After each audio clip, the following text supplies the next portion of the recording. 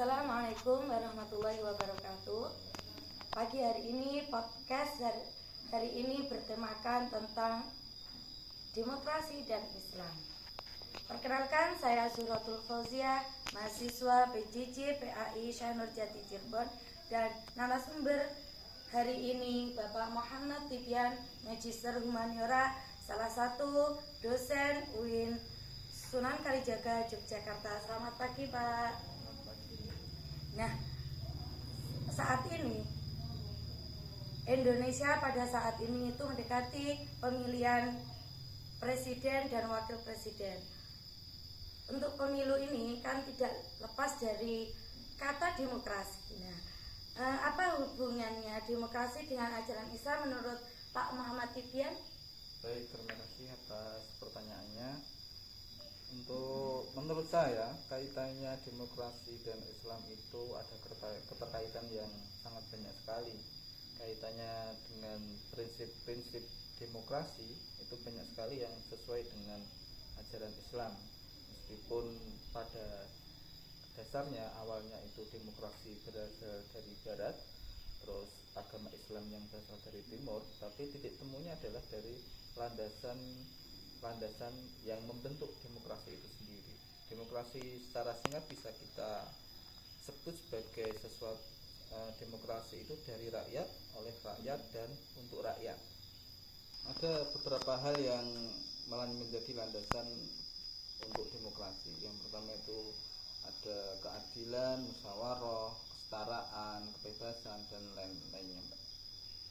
Nah, untuk bagaimana cara menerapkan demokrasi di negara ini yang mayoritas beragama Islam? Saya kira dari awal terbentuknya negara ini, para pemimpin bangsa ini sudah mulai mencoba untuk menerapkan sistem demokrasi di negara ini.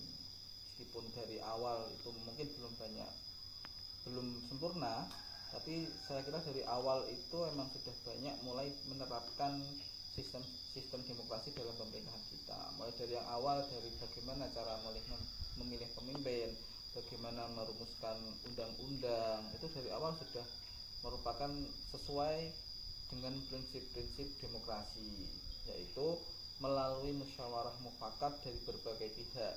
Tidak cuma 1-2 orang, tapi banyak orang yang dilibatkan dalam pembuatan kebijakan di awal.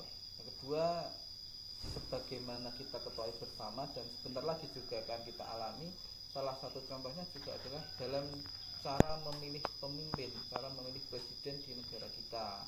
Cara memilih pemimpin di negara kita itu bukan melalui penunjukan orang per orang, atau ada satu orang yang saya akan menjadi presiden Indonesia atau ditunjuk, tapi melalui proses pemilu. Jadi semua warga negara Indonesia terlibat untuk menentukan siapa yang akan menjadi pemimpin negara. Itu adalah salah satu bukti konkret representasi perwujudan demokrasi, pelaksanaan demokrasi di negara kita. Beda dengan negara yang menganut sistem monarki.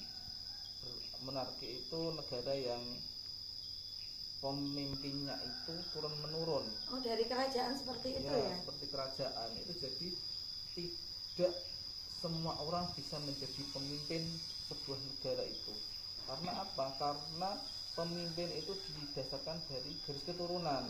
Jadi yang bisa melanjutkan pemerintahan, menjadi pemimpin negara itu adalah orang yang punya hubungan darah dengan raja sebelumnya. Beda dengan pemerintahan dalam sistem demokrasi, siapapun bisa menjadi pemimpin negara, baik itu anaknya pejabat, anaknya petani, anaknya pegawai orang biasa, itu semua punya kesempatan yang sama untuk menjadi seorang pemimpin. Oke, untuk pertanyaan yang terakhir adalah mengapa pendidikan dan demokrasi itu saling berhubungan? Baik, pendidikan dan demokrasi kenapa kok saling berhubungan? Saya kira penting adanya keterkaitan antara demokrasi dengan pendidikan. Karena apa? Karena demokrasi yang bisa berjalan dengan baik itu dapat diwujudkan melalui pendidikan yang baik juga. Bagaimana orang yang ingin melaksanakan demokrasi itu dengan baik, bagaimana mereka caranya tahu? Yaitu melalui pendidikan, melalui lembaga pendidikan, sehingga ketika tingkat pendidikan orang itu baik, pemahaman tentang demokrasi insya Allah juga baik. Karena apa? Karena salah satu cara orang mendapatkan pemahaman yang baik tentang demokrasi adalah melalui pendidikan baik pendidikan karakter ataupun pendidikan yang lainnya.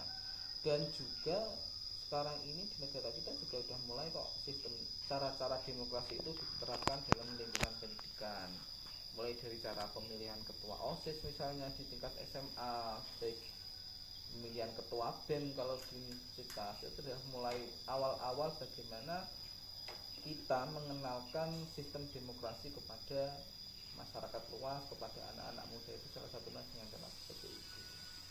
Oke, terima kasih kepada Bapak Muhammad Tibian atas waktu dan semoga bermanfaat untuk para penonton. Dari kami cukup sekian. Wassalamualaikum warahmatullahi wabarakatuh.